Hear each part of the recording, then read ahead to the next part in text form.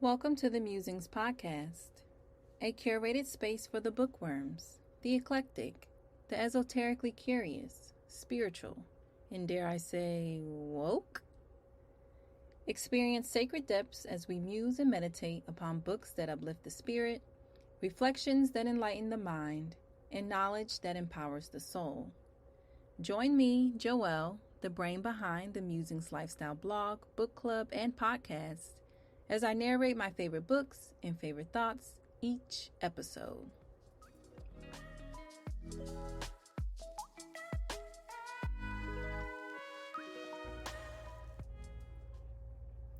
This month, we're reading a timeless classic, The Master Key System, authored by Charles F.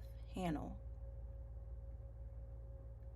Written in the early 20th century, the Master Key System is a guide to understanding and harnessing the power of your mind. Haanel explores the concept that our thoughts are not just fleeting ideas, but keys that can unlock the doors to success, abundance, and well-being. The Master Key System has laid the groundwork for understanding the law of attraction, the power of positive thinking, and the connection between thoughts and reality. It is the cornerstone that inspired the likes of Napoleon Hill, author of Think and Grow Rich, and Rhonda Byrne, the mastermind behind The Secret. As we progress through the Master Key System in upcoming episodes, we'll delve into practical exercises, discuss profound principles, and explore how these teachings resonate with other belief systems and modes of thought. So whether you're a seasoned seeker of wisdom or just starting your journey, the insights from this classic are bound to leave an indelible mark on your understanding of self and success. Foreword. Nature compels us all to move through life. We could not remain stationary however much we wished. Every right-thinking person wants not merely to move through life like a sound-producing, perambulating plant, out to develop, to improve, and to continue the development mentally to the close of physical life. This development can occur only through the improvement of the quality of individual thought and the ideals, actions, and conditions that arise as a consequence. Hence, a study of the creative processes of thought and how to apply them is of supreme importance to each one of us. This knowledge is the means whereby the evolution of human life on earth may be hastened and uplifted in the process. Humanity ardently seeks the truth and explores every avenue to it. In this process, it has produced a special literature which ranges the whole gamut of thought, from the trivial to the sublime, up from divination through all the philosophies to the final lofty truth of the Master Key. The Master Key is here given to the world as a means of tapping the great cosmic intelligence and attracting from it that which corresponds to the ambitions and aspirations of each reader. Everything and institution we see around us, created by human agency, had first to exist as a thought in some human mind. Thought, therefore, is constructive. Human thought is the spiritual power of the cosmos operating through its creature man. The Master Key instructs the reader how to use that power and use it both constructively and creatively. The things and conditions we desire to become realities, we must first create in thought. The Master Key explains and guides the process.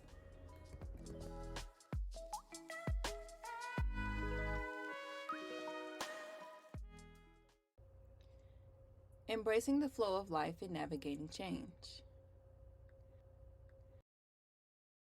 Nature compels us all to move through life. We could not remain stationary however much we wished. What a captivating introduction sentence. I must agree that life by its very nature is in a constant state of flux. The seasons change, relationships evolve, and we ourselves undergo transformations.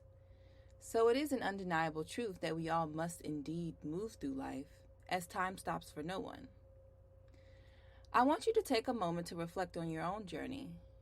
Can you pinpoint times when you resisted change? What were the outcomes? As I reflect on my own path, I realized that some of the most challenging chapters were marked by my instinctive resistance to change. My resistance wasn't just a passive reaction.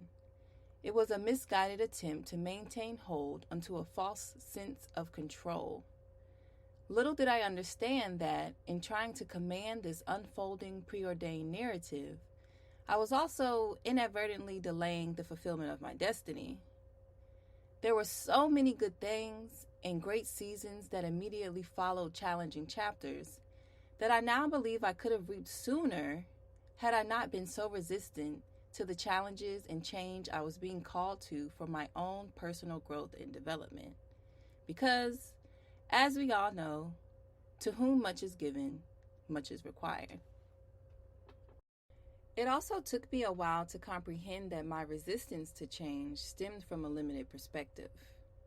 I operated under the misconception that my current reality was a permanent fixture. The concept of forward thinking eluded me, and this nearsightedness became a breeding ground for continued struggle as I exacerbated my suffering by resisting God's attempts at doing a new thing. So why do we resist change, and why is it futile? To explore this, let's consider the metaphor of a river. Imagine life as a river, constantly flowing, winding, and changing its course. Now, picture yourself standing in that river. Each change in the river represents a change in your life, whether it's a new job, a relationship shift, or a personal evolution. Now, here's the thing about rivers. They have a powerful force that propels them forward. Trying to resist this force, attempting to stop the river with just your hands, would require you to push against the current with all your might. But in the end, do you actually stop it? Of course not. In this same way, life's flow is also a force of nature. It moves forward, bringing new experiences, challenges, and opportunities. Attempting to resist life's changes is like trying to halt the natural progression of the river with our bare hands. Quite the impossible feat. A river will continue to flow whether we resist it or not.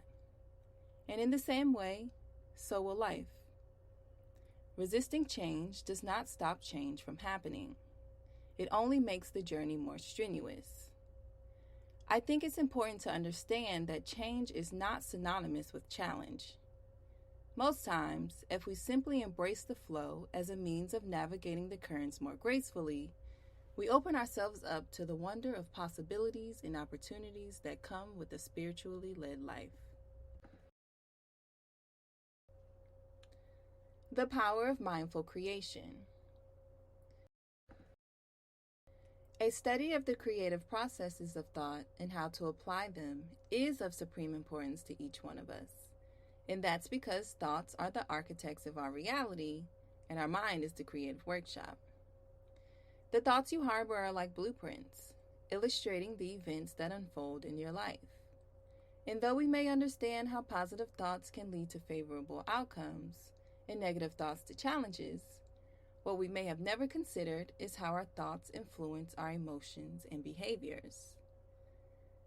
Within this intricate dance between thoughts, emotions, and behaviors, a constant feedback loop emerges. Our thoughts spark emotions, which in turn influence our behaviors. And did you notice what the root word of emotion is? That's right, motion. Suggesting that there is a constant flow, movement, or progression occurring, confirming the theme that nature indeed compels us all to move through life. Our emotions, just like thoughts, are dynamic and ever-changing. They flow and evolve in response to the flux in our thoughts, experiences, and the world around us. Recognizing the connection between thoughts and emotions forces us to also realize that our emotional state is dependent upon and responsive to the ongoing narrative in our minds. So, what's most important here? Consider this. If emotions are in constant motion, there is inherent potential for positive change, right? If this is the case, then negative emotions need not be permanent, as they can shift and evolve. Consciously directed thoughts influence the motion of our emotions. So try becoming more aware of your emotional stasis by practicing mindful observation. This means staying in the present moment and allowing intentional thought patterns to positively influence your emotional trajectory.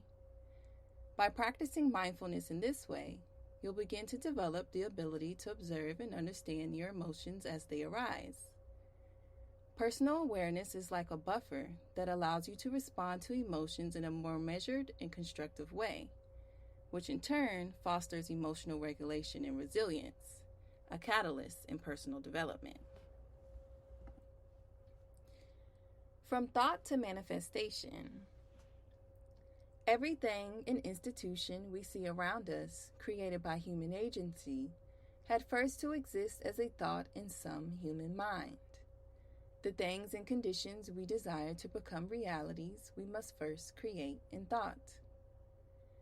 Consider the world we live in, the buildings, technology, art, and societal structures. Each of these entities had its inception in someone's mind as a thought, an idea, or a vision. Before a skyscraper touched the sky, it existed as an architectural concept in an engineer's mind.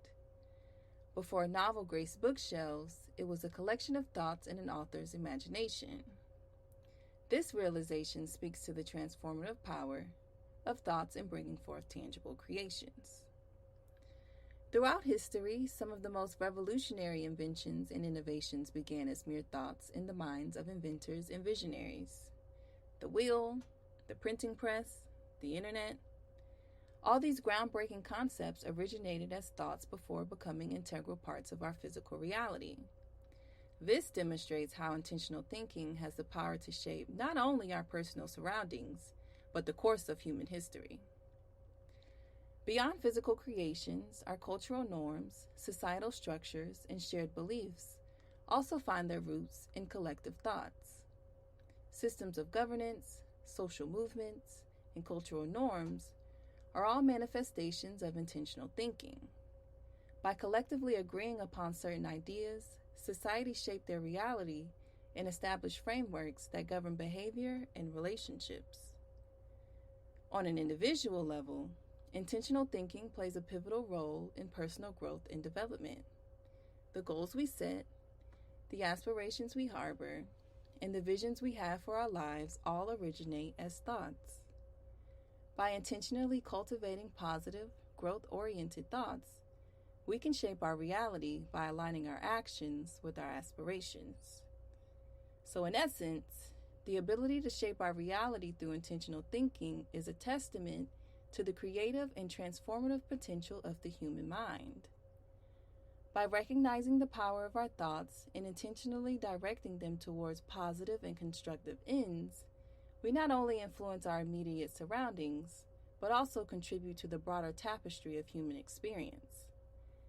This awareness invites us to be intentional architects of our reality, creating a world that aligns with our aspirations and values.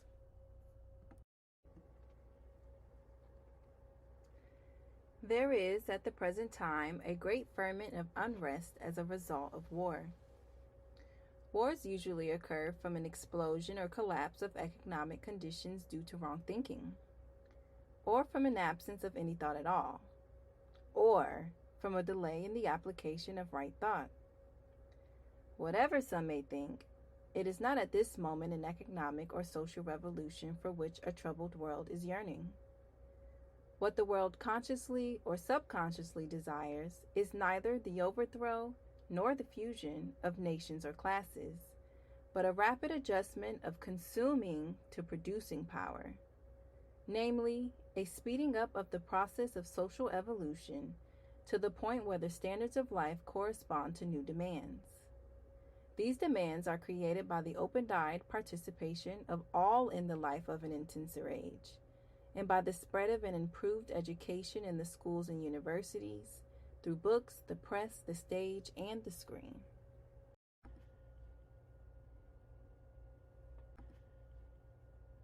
Consider the current global climate.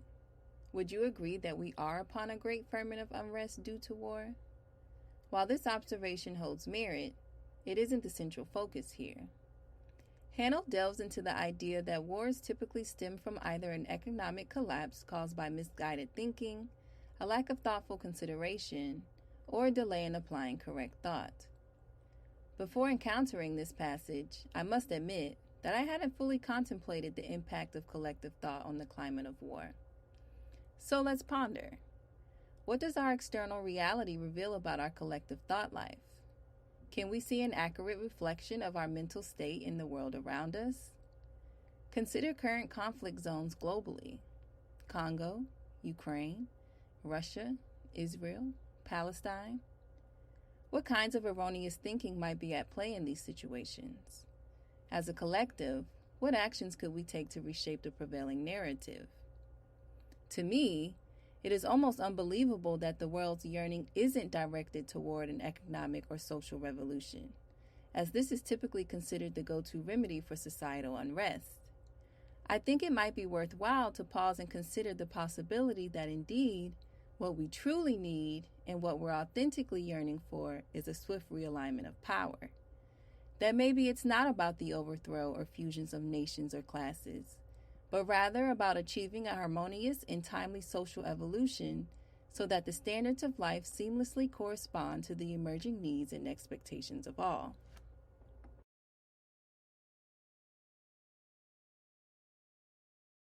It is not possible to reverse the aspiration of humanity. Hence, the decision has to be made whether this evolution should be stemmed or whether it should be helped. If helped, it is important that the ethic which is to lead humanity onward should be lofty, practical, and one that modern people can understand. The Master Key is this ethic. The Master Key reveals the wisdom of the ages and expounds it with that simple, lucid power which arises from inspiration. The author, Mr. Charles F. Haanel, inspired himself, is able to inspire the reader. Through the multiplication of similarly inspired individuals in all countries, the potentiality exists now to create deliberately a growing community of interests, and to improve national and world conditions more quickly than in the past, by a process of harmonious collaboration. The power of human thought, as taught by the Master Key, is the only human power which is greater than the power of arms. The dawn of the age of thought does not mean the end of the use of might. It implies the end of the abuse of might. It means the use of the common power solely for purposes beneficial to the individual, to the nation, and to the world. More than 350,000 individuals are already Master Key adepts. They are creating new conditions in the new world and form a body of Master Key thought, which is an example and friendly invitation to thinking people in our own commonwealth and other lands. The Master Key teaching has hitherto been published in the form of a correspondence course of 24 lessons, delivered to students 1 per week for 24 weeks. The reader, who now receives the whole 24 parts at one time, is warned not to attempt to read the book like a novel, but to treat it as a course of study, and conscientiously to imbibe the meaning of each part, reading and rereading one part only per week, before proceeding to the next. Otherwise, the later parts will tend to be misunderstood and the reader's time and money will be wasted.